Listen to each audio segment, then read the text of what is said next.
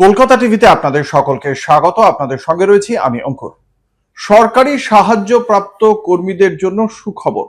দীর্ঘদিন ধরে তাদের যে ডিএ বা মহার্ঘ ভাতার টাকা বকেয়া ছিল, সেই টাকা মিটিয়ে দেওয়ার বিষয়ে তৎপরতা দেখা দিয়েছে রাজ্য প্রশাসনে। রাজ্য প্রশাসনের পক্ষ থেকে সংশ্লিষ্ট দপ্তরের যে সমস্ত তথ্য প্রযুক্তির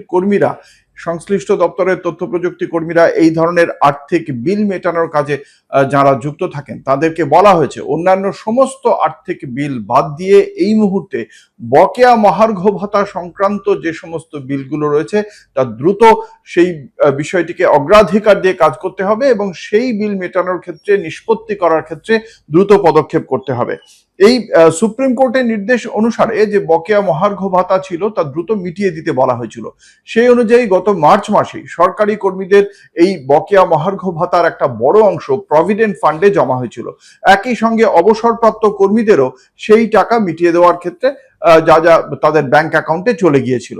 কিন্তু যারা গ্রান্ট ইন এইড বা সরকারি সাহায্যপ্রাপ্ত যে সমস্ত কর্মীরা রয়েছেন, যে সমস্ত সংস্থায়, সেই সমস্ত কর্মীদের ডিএ মেটানো তখনও পর্যন্ত হয়নি এবং সেক্ষেত্রেই এবার পদক্ষেপ করা হলো।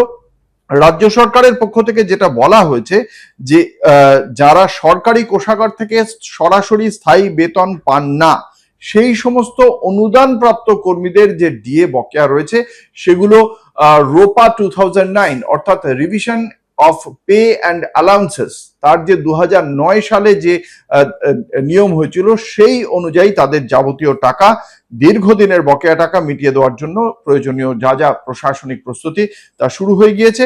খুব স্বাভাবিকভাবেই এই পদক্ষেপ সরকারি কর্মীদের জন্য অত্যন্ত গুরুত্বপূর্ণ। আগামী 15 দিনের মধ্যে এই বকেয়া যে মহার্ঘ ভাতা তা মিটিয়ে দেওয়ার জন্য যা যা তৎপরতা প্রয়োজন তা করে দেওয়া হচ্ছে। ফলে সরকারি সাহায্যপ্রাপ্ত কর্মীদের জন্য অবশ্যই সুখবর।